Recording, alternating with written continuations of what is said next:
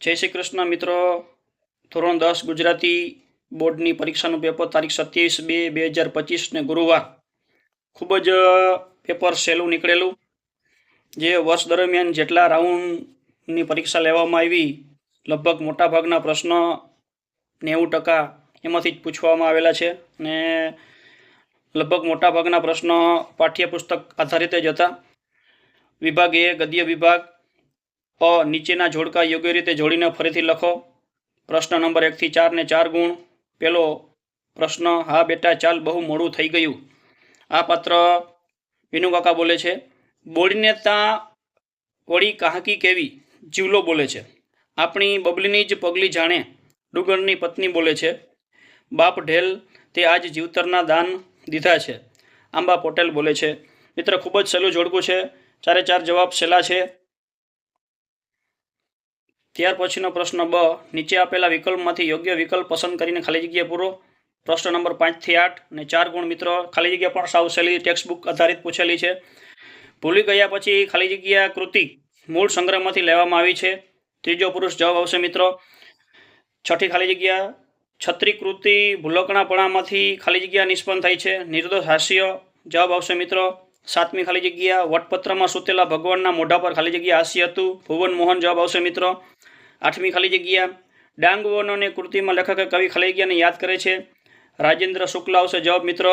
ત્યાર પછીનો પ્રશ્ન છે, નીચે આપેલા પ્રશ્નોને એક વાક્યમાં જવાબ આપો મિત્રો. 9મો અને 10મો પ્રશ્ન 2 ગુણ. એ પણ પાઠ્યપુસ્તકના ટેક્સ્ટબુકના બેઠા સ્વાધીન પ્રશ્ન પૂછેલા છે. હોસ્પિટલની શોભામાં શાનાથી વધારો થઈ શકે? જવાબ છે મિત્રો, હોસ્પિટલની શોભામાં વધારો કરવા માટે મોટાભાગના ખાટલા ખાલી પડી રહેવાથી થઈ શકે. 10મો પ્રશ્ન, હિમાલયમાં એક સાહસ કૃતિમાંથી શું પ્રગટ થઈ છે? જવાબ છે, હિમાલયમાં એક સાહસ કૃતિમાંથી સાહસ અને હિમાલય પ્રેમ પ્રગટ થઈ છે મિત્રો. ત્યાર પછીનો પ્રશ્ન છે ડ, નીચે આપેલા પ્રશ્નોના 3-4 વાક્યમાં જવાબ લખો. કોઈ પણ 2, 4 ગુણ. પ્રશ્ન નંબર 11 થી 13. પહેલો પ્રશ્ન છે, લેખકે રાતા રંગના ચોપડામાં બધા જ પાના શા માટે ચીરી નાખ્યા? ટેક્સ્ટબુકનો ફેરવીને પ્રશ્ન પૂછેલો છે મિત્રો. વિરાટભાઈએ મનીષા અને નરેનની સગાઈ શા માટે ના પાડી દીધી? પાઠ 4 પાઠ્યપુસ્તકના સ્વાધ્યાયનો પ્રશ્ન પૂછેલો છે બેઠો. 13મો પ્રશ્ન, ભગવદ્ ગીતા વિશે ગાંધીજીના અભિપ્રાય જણાવો. આ વર્ષે મિત્રો પાઠ 24 અને 25 જે સરકાર દ્વારા ગીતા ઉપનિષદના આધારિત જે નવા ચેપ્ટર ઉમેરવામાં આવેલા છે તે 26મા પાઠમાંથી ભગવદ્ ગીતાનો પ્રશ્ન પૂછેલો છે. બહુ સહેલા પ્રશ્ન 2-3 વાક્યના પૂછેલા છે. ત્યાર પછી ઈ, નીચેના પ્રશ્નોના 8-10 વાક્યમાં ઉદાહરણસર જવાબ લખો. પ્રશ્ન નંબર 14 થી 16 ગમે તે 2, 6 ગુણ મિત્રો એક પ્રશ્નના. રેસનો ઘોડો કૃતિના આધારે બાળકના ઘડતરમાં અડચણરૂપ થતા બનતા પરિણામો વિશે જણાવો. એ પણ સાવ પાઠ્યપુસ્તકનો પાઠ 2નો સ્વાધ્યાયનો બેઠો પ્રશ્ન પૂછેલો છે. ત્યાર પછીનો 15મો પ્રશ્ન, ભૂખથી ભૂંડી ભીખ પાઠને આધારે કાળુનું પાત્રલેખન કરો. પાઠ 18નો પાઠ્યપુસ્તકનો સ્વાધ્યાયનો બેઠો પ્રશ્ન પૂછેલો છે. પ્રશ્ન નંબર 16, ઢેલ ઘોડીની વફાદારી અને ખાનદાની વિશે વિગતે વર્ણવો. પાઠ 24નો પાઠ્યપુસ્તકનો સ્વાધ્યાયનો પ્રશ્ન સહેલો પૂછાયેલો છે મિત્રો. ત્યાર પછી વિભાગ બી ગદ્ય આધારિત વિભાગ. નીચેના જોડકા યોગ્ય રીતે જોડીને ફરીથી લખો. જોડકું પણ એકદમ સાવ સહેલું છે. કાવ્યનું નામ અને કાવ્યના કવિનું નામ એટલે કે સાહિત્યકાર વિશે જોડકું પૂછેલું છે. વિનોદ જોશી સાહિત્ય કૃતિ છે એમનું હું એવો ગુજરાતી. રાવજી પટેલ એક બપોરે. જયંત પાઠક વતનથી વિદાય થતા. ગંગા સતી સિલવંત સાધુને. સાવ સહેલું 4 માર્કનું જોડકું પૂછવાનું છે મિત્રો. ત્યાર પછી બ, ખાલી જગ્યા નીચે આપેલા વિકલ્પમાંથી યોગ્ય વિકલ્પ પસંદ કરીને ખાલી જગ્યા પૂરો. પ્રશ્ન નંબર 21 થી 24 ને 4 ગુણ. ખાલી જગ્યા પણ પાઠ્યપુસ્તકની સાવ સહેલી પૂછાણી છે. ગંગા સતીએ ખાલી જગ્યાને નજર સામે રાખીને ભજનો રચ્યા છે. જવાબ આવશે પાનબાઈ મિત્રો. મોરલીના આભમાં ખાલી જગ્યા નામનો મયંક ઉગે છે. શ્યામ નામનો આવશે મિત્રો જવાબ. કુટુંબ જીવનમાં સંબંધોનું મધુર ચિત્ર ખાલી જગ્યા કાવ્યમાં છે મિત્રો. એ પણ સાવ સહેલી ખાલી જગ્યા છે. ચાંદલિયો આવશે. વતનથી વિદાય થતા કવિ વતન પ્રત્યેનો ખાલી જગ્યા અનુભવે છે. એમાં જવાબ આવશે તલસાટ મિત્રો. સાવ સહેલી ખાલી જગ્યા પૂછાયેલી છે. ત્યાર પછી ક મિત્રો, નીચે આપેલા પ્રશ્નોના એક વાક્યમાં જવાબ લખો. પ્રશ્ન નંબર 25 અને 26 2 ગુણ. ગરીબ સ્ત્રીની ચૂંદડી ક્યાં સુધી સાથે રહે છે? પાઠ્યપુસ્તકનો પ્રશ્ન બેઠો પૂછેલો છે મિત્રો. ગરીબ સ્ત્રીની ચૂંદડી તેના કફન સુધી સાથે રહે છે. કવિની દ્રષ્ટિએ ભાળવાળો મુકુટ એટલે શું? કવિની દ્રષ્ટિએ ભાળવાળો મુકુટ એટલે જવાબદારીવાળો મુકુટ. જવાબ આવશે મિત્રો. ડ પ્રશ્ન, નીચે આપેલા પ્રશ્નના 3-4 વાક્યમાં જવાબ લખો. ગમે તે 2. પ્રશ્ન નંબર 27 થી 29 અને 4 ગુણ. ત્રણ પ્રશ્નો મિત્રો ટેક્સ્ટબુકના સ્વાધ્યાયના પ્રશ્ન છે. પક્ષીના પગમાં કવિ શું કરવાનું કહે છે? કાવ્ય 11નો પ્રશ્ન છે. પાઠ્યપુસ્તકના સ્વાધ્યાયનો પ્રશ્ન છે. કવિ ક્યાં સુધી મહુડીની છાયા તળે પડી રહેવા માગે છે? કાવ્ય 19નો પાઠ્યપુસ્તકનો સ્વાધ્યાયનો પ્રશ્ન પૂછેલો છે. ચાંદલિયો કાવ્યમાં કાવ્ય નાયિકા સખીને પોતાના પતિ વિશે શું કહે છે? કાવ્ય 21નો પાઠ્યપુસ્તકનો સ્વાધ્યાયનો પ્રશ્ન પૂછેલો છે મિત્રો. ત્યાર પછી છે ઈ. નીચે આપેલા પ્રશ્નોના 8-10 વાક્યમાં મુદ્દસર જવાબ લખો. પ્રશ્ન નંબર 30 થી 32 ગમે તે 2 ગુણ 6. વૈષ્ણવજન કૃતિને આધારે વૈષ્ણવજનના લક્ષણો જણાવો. કાવ્ય પહેલાનો પાઠ્યપુસ્તકનો સ્વાધ્યાયનો પ્રશ્ન પૂછેલો છે.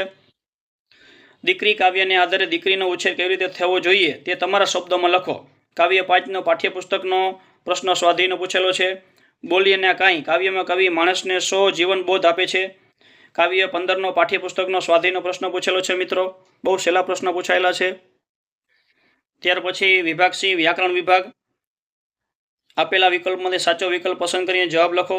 33 નંબર પ્રશ્ન નીચે આપેલા શબ્દોની જોડણી શોધીને લખો. એમાં છેલ્લા નંબરની કીડિયારું જોડણી છેલ્લો જવાબ સાચો ઓપ્શન આવશે. સન્નિધિમાં પણ છેલ્લો ઓપ્શન સન્નિધિ છેલ્લો ઓપ્શન સાચો જવાબ આવશે. ત્યાર પછી 34મો પ્રશ્ન ચાતુર્માસ શબ્દની સંધિ છોડવાની છે મિત્રો. વચ્ચેનો ઓપ્શન છે ચાતુર વત્તા માસ એ સાચો જવાબ આવશે મિત્રો. 35 નંબરનો પ્રશ્ન તેજપુંજ શબ્દનો સમાસ ઓળખાવો મિત્રો. તેજનો પુંજ તત્પુરુષ સમાસ આવશે મિત્રો જવાબ. નીચે આપેલા પ્રશ્નોના શબ્દોના જોડણી ભેદે થતો અર્થભેદ જણાવો. સૂર એટલે કે નાદ જવાબ આવશે મિત્રો. સૂર રસબાવાળું એટલે કે અશ્વસૂર એટલે કે દેવ જવાબ આવશે મિત્રો. 37મો પ્રશ્ન મિત્રો ભાવદ્ર બનીને એ તો નજરની પીછીને ધૂળ ઉપર જ પસવાર રહી હતી. વાક્યમાંના અલંકારનો પ્રકાર જણાવો મિત્રો. રૂપક અલંકાર આવશે મિત્રો જવાબમાં. 38 નંબરનો પ્રશ્ન સુરક્ષિત શબ્દમાં કયો પ્રત્યય રહેલ છે તે જણાવો. સુરક્ષિત મિત્રો ઈત પ્રત્યય લાગે છે એટલે કે પર પ્રત્યય આવશે જવાબમાં. 39 નંબરનો પ્રશ્ન નીચેના શબ્દોનો સમાનાર્થી શબ્દો શોધીને લખો. ઓથ એટલે કે સહારો આવશે જવાબ મિત્રો. સાંજ એટલે કે સંધિ આવશે જવાબની અંદર. 40મો પ્રશ્ન કંચન સંજ્ઞાના આપેલા વિકલ્પમાંથી સાચો પ્રકાર શોધીને લખો. દ્રવ્યવાચક સંજ્ઞા આવશે મિત્રો. કંચન એટલે કે સોનું થાય. સોનું એટલે કે દ્રવ્યવાચક સંજ્ઞામાં આવશે મિત્રો જવાબ. ત્યાર પછી 41 નંબરનો પ્રશ્ન મિત્રો હવે વિધાઉટ ઓપ્શન વાળા નીચેના પ્રશ્નોના માગ્યા મુજબ જવાબ લખો. 41 નંબર નીચેના રૂઢિપ્રયોગનો અર્થ જણાવો. દાવપેચ રમવા એટલે કે યુક્તિ પ્રયુક્ત કરવી જવાબ આવશે મિત્રો. પછી 42 નંબરનો નીચે આપેલી કહેવતનો અર્થ લખો. બાંધી મુઠ્ઠી લાખની જવાબ આવશે મિત્રો. જ્યાં સુધી વાત બહાર ન જાય ત્યાં સુધી ઇજ્જત સચવાય આ જવાબ આવશે મિત્રો. 43 નંબરનો પ્રશ્ન નીચેના શબ્દ સમૂહ માટે એક શબ્દ આપો. શબને ઓઢાડવાનું લુગડું સાવ સહેલો શબ્દ સમૂહ છે મિત્રો. કફન જવાબ આવશે. 44 નંબરનો પ્રશ્ન નીચેના શબ્દ માટે વિરોધી શબ્દ લખો. શ્યામ એટલે કે ધવલ જવાબ આવશે મિત્રો. સહેલો વિરોધી શબ્દ છે. 45 નંબર નીચેના વાક્યને કર્તરી વાક્યમાં ફેરવો.